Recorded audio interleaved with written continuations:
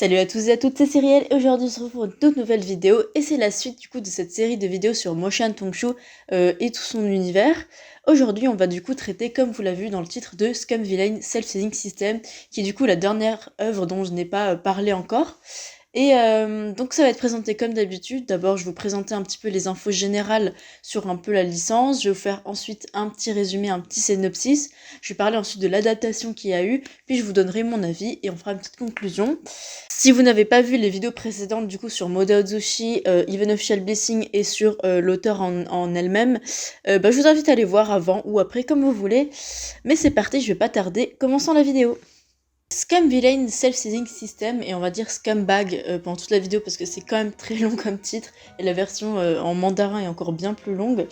Et donc le tout premier novel qu'elle a écrit, donc qui est aussi un web novel qu'elle a publié du coup sur JJWXC comme les livres suivants du coup. Et donc c'est dans le même genre que les autres livres, donc action, comédie, drame, historique, romance, shonen ai et surnaturel, avec des thèmes autour des arts martiaux, d'un autre monde et des démons. Donc il y a en tout 80 chapitres plus 20 extras, donc il y a à peu près 100 chapitres, c'est le plus court qu'elle ait écrit. Et donc elle a publié de 2014 jusqu'à 2018, donc comme je l'ai dit tout à l'heure, c'est son tout premier qu'elle a sorti. Le demi-démon Luo Bingé connaît une enfance misérable et un passé torturé, pour finalement devenir inégalé en termes de force et de beauté. Avec sa domination sur les royaumes humains et démoniaques, et son harem de plusieurs centaines de personnes, il est vraiment le protagoniste le plus puissant d'une série de web novels trash. Du moins, c'est ce que croit Shen Yuan lorsqu'il termine de lire le dernier chapitre de Proud Immortal Demon Way. Mais soudain, Shen Yuan, fidèle lecteur du web novel, meurt subitement, et renaît à l'intérieur du monde du début de ce roman, dans le corps de Shen Qinkyu, le cruel professeur du jeune Luo Bingé. Même si Shen Qinkyu possède un incroyable pouvoir de cultivation, il est un antagoniste et est destiné à être horriblement puni pour les crimes commis contre le protagoniste. Le nouveau Shen Qinkyu n'a qu'une seule solution, entrer dans les bonnes grâces de Luo Bingé avant l'arrivée au pouvoir du jeune homme, où il subira le terrible sort que l'on réserve aux méchants dans les livres. Alors ce premier livre qu'elle a écrit est assez différent des autres, l'auteur le dit elle-même qu'il doit être un peu, ne pas forcément être comparé avec les suivants, mis un peu de côté, pas forcément... Elle dit qu'il est différent des autres, et c'est vrai que c'est celui qui a été le moins connu aussi, qui du coup a une licence moins complète du coup parce qu'il y a eu moins d'adaptations. Cependant, tous ceux qui connaissent la licence généralement aiment, disons juste qu'il est moins connu quoi. Cependant, il a quand même bénéficié d'une sortie en livre physique par l'édition Seven Seas, comme les autres, en 4 tomes, en anglais, et bientôt il y aura aussi une version française, comme les autres, chez Bookmarks, donc il y a eu aussi un succès international, et aussi il y a eu du coup un animé, dont je vais un peu reparler après, et par contre il n'y a pas eu de webtoon, contrairement aux autres, il y a juste eu un fan-made fait par... Yiling Gaitriarch, qui est un incroyable pseudo d'ailleurs. Et par rapport du coup à l'animé, il a été fait par le Jin Studio en 2020, en 10 épisodes de 20 minutes, assez court, diffusé sur Viki et 8TV, qui n'adapte du coup que le premier tome en animation 3D. Et du coup cette adaptation a pas mal divisé les gens, parce que du coup beaucoup n'aiment pas trop la direction artistique, le chara design, la technique 3D, le doublage, les mouvements de l'animation. Et du coup, beaucoup de gens sont bloqués par rapport à la licence, par rapport à ces adaptations, parce qu'ils n'ont pas réussi à accrocher à l'animé et refusent même du coup de le voir. Et du coup, vu que les gens refusent de voir l'animé à cause de la 3D que les gens n'aiment pas forcément, ça pousse à ne pas lire le roman original. C'est ce qui explique pour moi le fait qu'il y a moins d'intérêt autour de celui-là que pour les autres. C'est juste parce que l'animation est moins eu de succès dû au fait qu'ils réutilisent du coup de la 3D. En vrai, je comprends ça, parce que moi non plus, au début, j'avais pas trop envie de regarder juste pour ça. Et j'ai commencé en fait les premiers chapitres en anglais, et puisque c'était le tout premier livre que je lisais en anglais, pour faciliter ma compréhension, j'ai quand même décidé de regarder l'animé. Et finalement, ça m'a plutôt plu. En fait, au début, on a un peu du mal à entrer, puis on se laisse porter par l'histoire, et à la fin, ça ne nous dérange plus du tout. En fait, il y a même des moments où je trouvais que la cinématographie était plutôt belle. Il y avait des scènes animées, par exemple des duos du coup de Luo Bingé contre les démons, où pendant le visionnage même, je me suis dit, j'ai noté la qualité et je me suis dit, en fait, ça va, il y a des moments cool, et puis l'opening est très cool, je l'aime beaucoup. Du coup, après, il y avait quand même des moments où j'aimais pas trop, où j'étais vraiment en mode non, là, ça casse un peu le truc. Et c'est parce qu'en fait, je pense qu'on est plus friand d'animation 2D, surtout quand on a été vraiment baigné dans la Jap animation. Généralement, on a un peu du mal à revenir sur la 3D chinoise, mais qui est surtout très présente du coup dans l'animation occidentale, et qui finalement, ça nous rappelle un peu ça, donc on n'a pas forcément envie de retourner là-dedans. Mais après, je trouve que c'est vraiment exagéré de ne pas regarder l'animé à cause de l'aspect technique et surtout de ne pas vouloir lire le livre si vraiment ça nous bloque. Et on peut se faire un peu violence parce que finalement, c'est pas du tout décevant. Et je pense que se faire violence, c'est un terme un peu abusé parce que franchement, ça va, je vous assure. Mais dans tous les cas, je trouve que le roman reste mieux. Franchement, l'animé peut servir d'accroche à ensuite lire le roman original qui est absolument très cool. Je vais donner mon avis juste après. Je pense que la plus grande force de Scumbag, au-dessus de l'histoire ou de l'écriture elle-même, c'est vraiment l'humour. Motion Tongshu inclut de l'humour dans tous ses novels, mais je trouve que dans celui-ci, c'est limite l'un des points centraux finalement.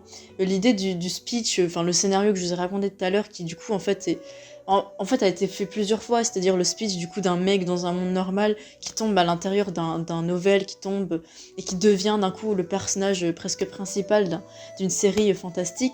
C'est un truc qui a été fait pas mal dans plein de mangas d'ailleurs. Et du coup, mais c'est très décalé, tout est assez absurde, mais en fait, c'est tellement absurde que que ça en devient génial, parce qu'il faut pas le prendre hyper premier degré comme Modaozushi ou Even of Shell Blessing. Et du coup, ce qui est vraiment intéressant, du coup, c'est qu'elle fait une sorte de parodie ou satire du web novel chinois style Xian Xian. Et je trouve ça plutôt drôle vu qu'elle-même s'inscrit dans ce style-là et qu'elle en fasse un peu une sorte de moquerie. Et ça crée vraiment une sorte de mise en abîme. Et finalement, même s'il y a cette mise en abîme, et en fait le livre lui-même s'inscrit dans ce genre-là. Et du coup, il se distingue juste par du coup la situation un peu cocasse de l'histoire. Il faut savoir que moi, personnellement, je suis pas hyper friande de cette trope-là. L'histoire du mec lambda qui, du coup, devient hyper... Enfin, qui d'un coup a des pouvoirs dans un autre monde, etc. Vraiment, c'est pas une trope que j'aime d'habitude. Mais là, c'est vraiment... Ça a été vraiment bien fait parce que c'était vraiment hilarant. Parce que, justement, il y avait tous ces dialogues internes, du coup, du personnage qui étaient super décalés par rapport à l'univers parce que, lui, c'était quelqu'un de normal. Et je trouvais que c'était vraiment bien fait. Du coup, le narrateur, du coup c'est lui le personnage principal, c'est le narrateur, du coup la narration elle est hyper cash, un peu grossière, et ça marche juste trop bien en fait, du coup vraiment c'est quelque chose que du coup on a surtout quand on lit le livre, plus que dans l'animé, et c'est pour ça que j'ai vraiment appris à aimer la licence avec le livre. Et ce que j'aime aussi, c'est l'omniscience du coup de Shen Yuan, qui est donc du coup le garçon qui a lu le roman dans lequel il est. En fait, lui, il a fini le livre, du coup, il connaît déjà tout ce qui va se passer, il connaît tout le monde, il dispose de beaucoup d'informations que personne d'autre que lui ne dispose dans l'univers. Et du coup, ça fonctionne vachement bien. Ça fonctionne plus dans le livre qu'à l'écran. Du coup, quand on regarde l'animé, en fait, on se rend pas compte du coup de tous ces dialogues internes. Et du coup, même si c'est assez chaotique, on arrive quand même à se concentrer sur l'histoire. C'est bon, j'ai pas encore tout regardé, j'ai lu que le premier tome pour l'instant. Donc pour l'instant, c'est pas aussi profond et émouvant que les autres livres. Mais vu que j'ai pas vu la suite, je ne peux pas affirmer le fait que c'est vrai. Mais pour l'instant, j'ai moins été émue, touchée par l'histoire que pour les autres. Après, voilà. Après, le seul souci, je dirais que le concept est, même s'il est amusant, je trouve qu'ils expliquent jamais vraiment pourquoi ça existe, comment une telle chose a pu arriver. Parce qu'il y a tout un délire de système qui a été envoyé du coup à Shen Yuan dans le livre, qui lui suit, qui lui donne des points. En fait, moi ça me perturbe un peu parce que j'aime bien qu'on m'explique pourquoi. Parce qu'on peut pas juste me dire hop, c'est comme ça, c'est comme ça. J'aimerais qu'il me donne plus d'explications sur le pourquoi du comment. Mais vu que j'ai pas fini le livre, j'espère que du coup ça arrivera dans la suite. Et cependant, il y a eu un très très bon plot twist à la fin du premier tome. Du coup, d'ailleurs, quand je dis premier tome, je parle de la version anglaise du coup en papier. Et en fait, ce simple plot twist a vraiment été vraiment une très agréable surprise. Et du coup, ça m'a encore boosté à continuer. Donc là, il faudra que je continue.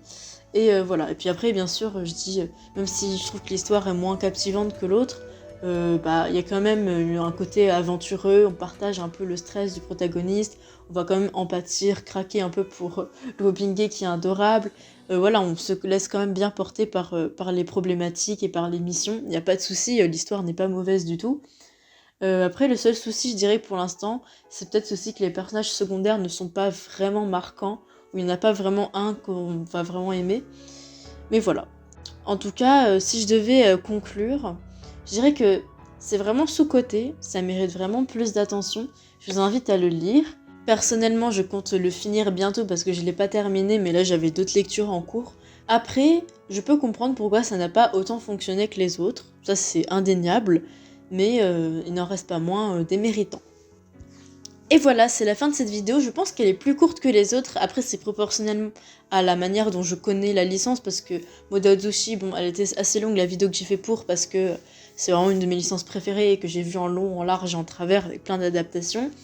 Celle-ci, du coup, c'est celle que j'ai le moins avancée. Et du coup là j'ai fini de présenter du coup tous les livres qu'a écrit Mo Shan-Tong-Shu.